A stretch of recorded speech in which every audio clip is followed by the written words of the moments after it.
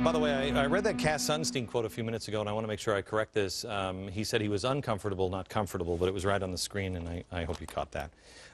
Now, there's an interesting thing when you read this manifesto, which I'm sending out in my free email newsletter again tonight, and I beg you, please read it. You want to know where we're headed, we have to know history.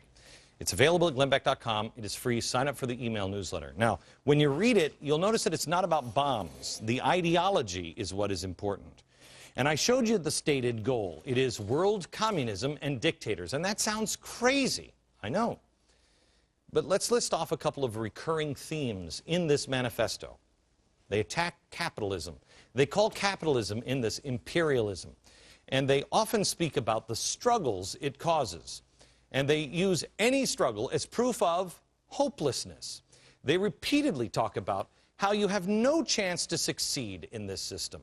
Michael Moore writes about this in his book. No chance. For example, they say, the masses will fight for socialism when they understand that the reform fights for improvement of material conditions, cannot be won under imperialism. So in other words, make sure you tell people they can't make it.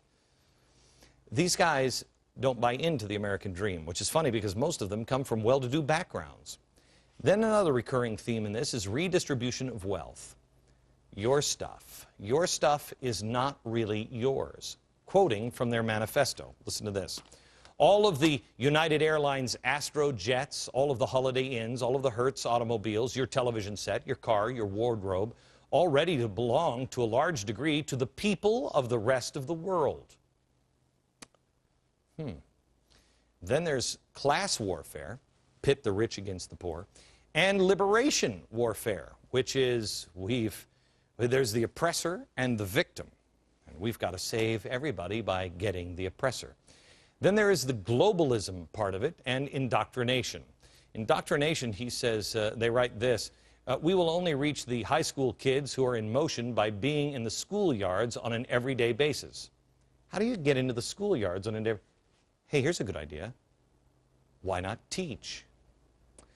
Then they also say this, an interesting thing they talk about in this is being clandestine. To win a war with an enemy as highly organized and centralized as the imperialist, the capitalist, will require a clandestine organization of revolutionaries. So in other words, don't let anybody know you're a revolutionary. Now, do any of those goals at all sound familiar? Seems like we might be stuck in the 1970s. You have to hate capitalism, redistribute the wealth. You can't make it on your own. The rich are evil. Workers of the world unite. But there's more disturbing parts of it. Ask yourself, which way are we headed? Now, who are they using to achieve their goals? In this manifesto, they talk about it and they lay it all out. It's really quite fascinating. There's a few people that they say you have to have. One, you got to grab the youth, students. They know they must have the students. I think we got that one locked down in the universities. Then they have to have the labor unions. Workers of the world unite. What was it that Andy Stern said? Oh yeah, that was the exact quote. Workers of the world unite. It's not just a slogan anymore. They have the labor unions. The working class. The working class. Do they have the working class? Well, that's really all that Obama has talked about. No one under $100,000 will be taxed. Eat the rich. Help the working class.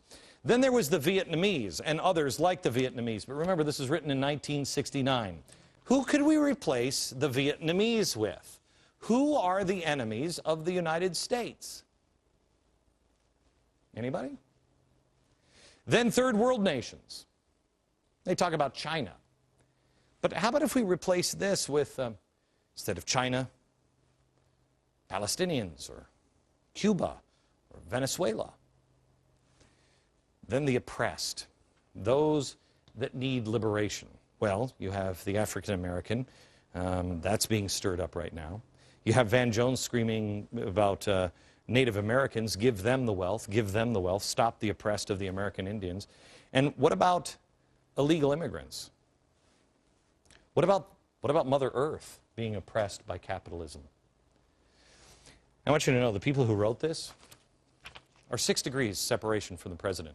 You wouldn't have these people standing right next to you. But what about the people standing right next to the president? What if they stand right next to those people? Is that far enough separation?